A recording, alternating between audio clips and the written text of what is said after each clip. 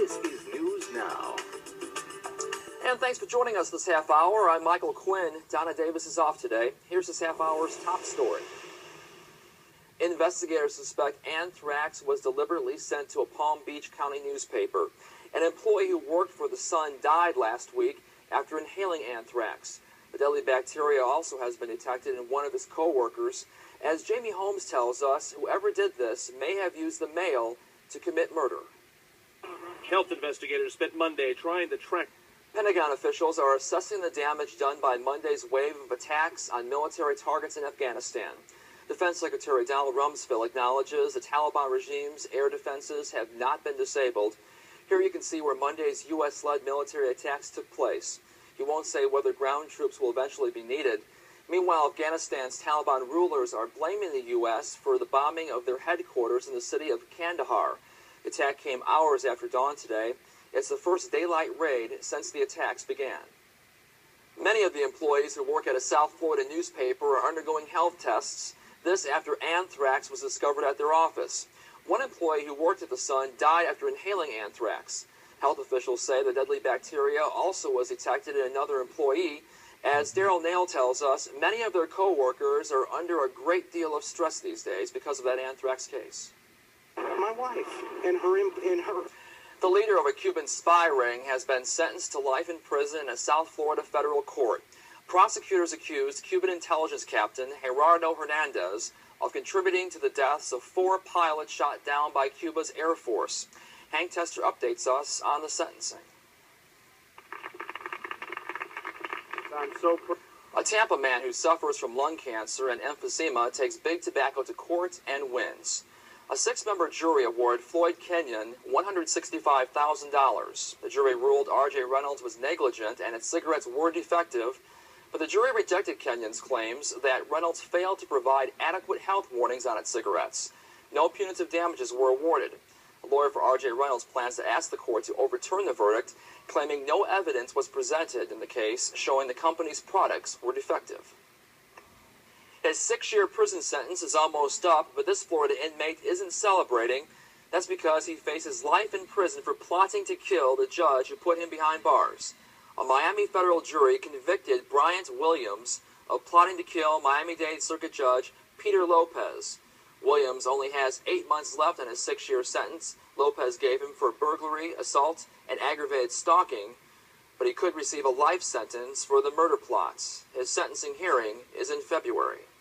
Time now to update you on the latest scores and highlights from the world of Florida sports. Here's George Ramirez taking to the field with a 2-minute drill. Time now for a check of the hour's top stories here on your news channel in the Florida Minute. Governor Jeb Bush will sign the bill today Florida lawmakers passed last week, cutting about $1 billion in government spending. The cuts to the state budget were made during a special session of the state legislature. A national organization claims the formula used here in Florida to award lottery-based college scholarships discriminates against minorities.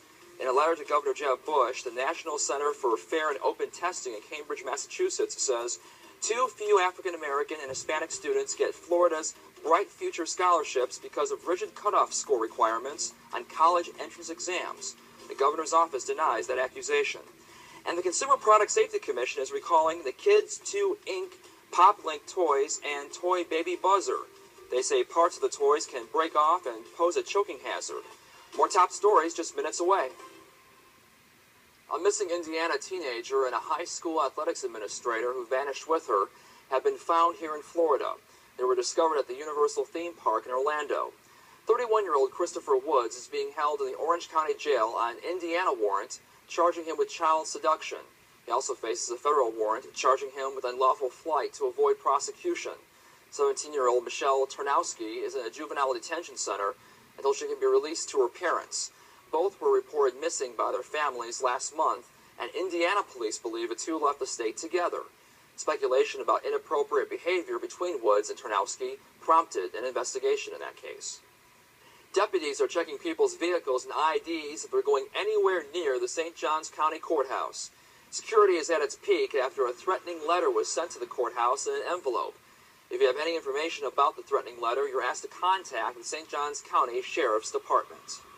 In health news you can use this Thursday, there's word American children are getting fatter faster. A recent study shows the percentage of obese Black and Hispanic children doubled during a 12-year period, while the number for white children increased by 50%. Prior studies show it took at least 30 years for the number of obese children to increase at this rate. The study's published in this week's Journal of the American Medical Association. It speculates there could be several factors involved, including children spending more time indoors watching television, using computers, or playing video games, and busy parents relying on fast food to feed their families. Market players will be focused on news from the tech sector today. Lori Rothman brings us this business story and more in this morning's Bloomberg Business Report. Good morning, Lori. Good morning. Tech stocks will be in the spotlight today. We have to begin